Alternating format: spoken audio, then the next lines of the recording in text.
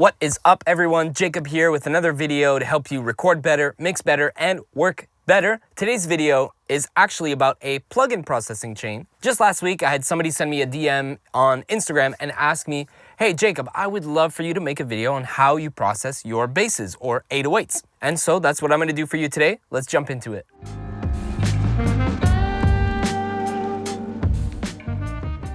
So before I jump into any plugin processing or chains, I think it's worth talking about the philosophy a little bit, or at least the philosophy that I hold quite dear to my heart. And that is, the producers and beatmakers who have made these songs have spent a lot of time and put in a lot of work hours selecting those songs and probably mixing them to their own taste. And I think it's really important when you're working with quality producers and quality beatmakers to not overdo it. Don't let your creative ego, I guess, get in the way of what they've created, and just try and make it that 20% better, that 10% better. So with that being said, let's jump into this. I have this track here by a good friend of mine actually who produced this song. His name is Luca The Producer. I'll put his information in the description so you can check him out. Here's just the drum and bass.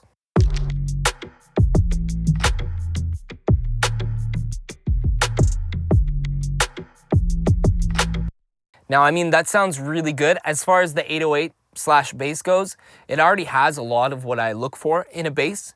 But just to give you a little bit of an example of the kind of things I would put on these basses, let me start with the actual individual track and explain how it's routed.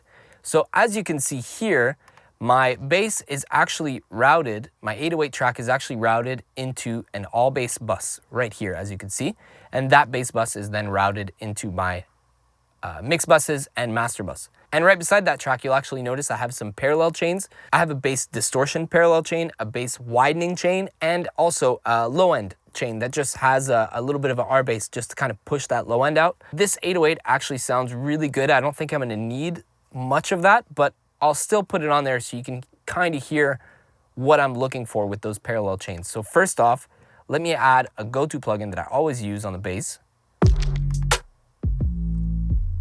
That is Voice of God. And you can see already, just by putting it on with the default setting, it's adding so much kind of presence in the low mids, not, and a little bit in the subs too, but it's really adding some focus. And I love this plugin. I almost throw it on every 808, every bass, every kick, even anything that has low end that I really want to poke through. Just throw this on. You don't even need to touch it. Like, the default setting is incredible. So that's the first thing I always put on. Let's hear it without it.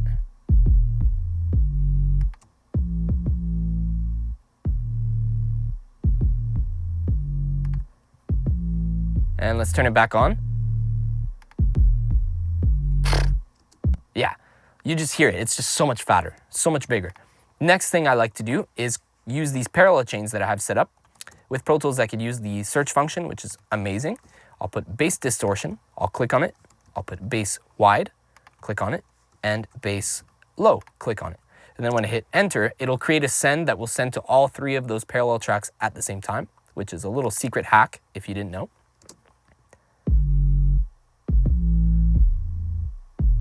So already with that parallel processing, I have my low end. I think it's getting a little too crazy. I'm gonna maybe not use this bass low parallel chain, but let me show you what it is, just so you can see what I'm doing with it. So in this parallel chain, I just have the default R bass setting, and I'll usually just blend this to taste. So right now it's giving me a boatload of low end that I could just blend. So you can see as I bring it up, it's really giving me a lot of extra meat in that bottom. And I kind of like a little bit of it. So let me keep it at like maybe minus 25-ish for now. Next, let me bring in my bass widening, which is a RC20.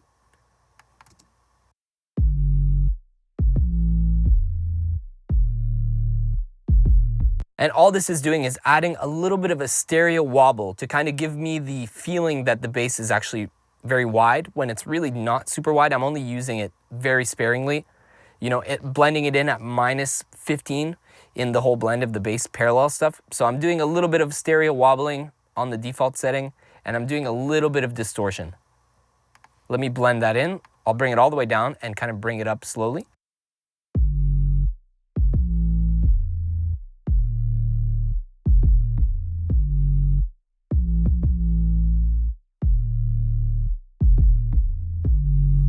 Yeah, so you can see as I'm getting higher than minus 15, minus 10, it's getting a little too crazy and it's creating some kind of weird wobble that maybe is not necessary, but there's a little bit of a sweet spot kind of between minus 20 and minus 15 that it adds a little bit of a width that it's more felt than heard, which is always kind of nice.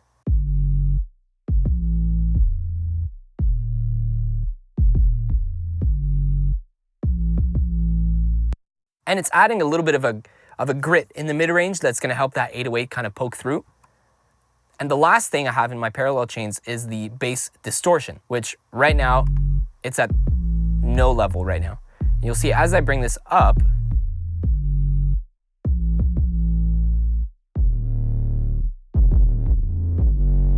now obviously it's exaggerated. This, I only want to have maybe 5% in there. But basically this is a preset that is available in the black box presets. The first preset that you open up, 01 808 distortion fully wet. So that is just the wet saturation signal. There's no dry in there.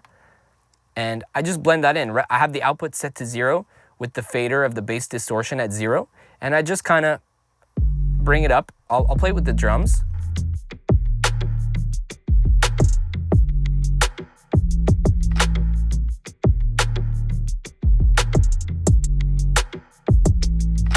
And you see when I get to about 10%, it's adding a lot of grit in that mid-range, which is gonna help it kind of poke through all the instruments and all the vocals, and it's gonna help it come through on smaller speakers as well. If you don't have a big set of speakers, you might not always hear that 808, so having some saturation in there really helps it kind of stick out. And once I have all my parallel chains kind of figured out, sounding nice, the blends are cool, I'll usually go to my all bass bus that I have all these parallel chains and direct track routed into, and I'll add just these go-to plugins that I've had on this in this template for years.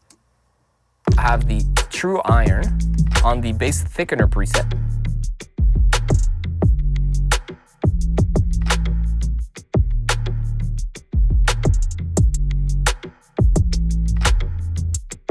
It's very subtle, it's just adding a little bit of grit, a little bit of fatness, but really not too much. Then next is the trusty R compressor.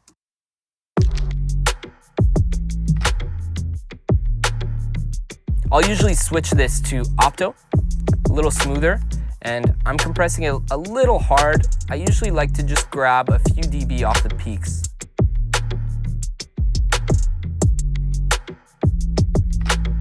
And if anything, this is more of a level control almost, because now I have all these parallel chains going in there, so certain notes of the 808s will trigger the distortion a little harder and make it a little bit louder. So using this compressor to really level things out really helps kind of keep the bass consistent throughout the track. And so I'm just trying to shave off a few dB and just kind of keep it bouncing. And you'll notice I'm keeping the attack quite high, slow I should say.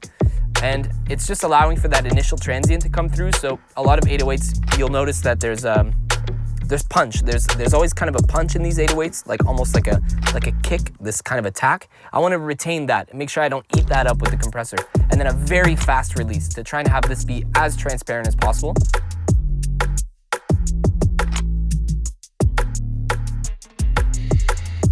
And that's it, just to control a little bit in that level. And then finally, the pièce de résistance, I have the EQP1A by UAD, the Pultec. And this is kind of the default setting I have it on. I think it's going to be a little too intense for this 808.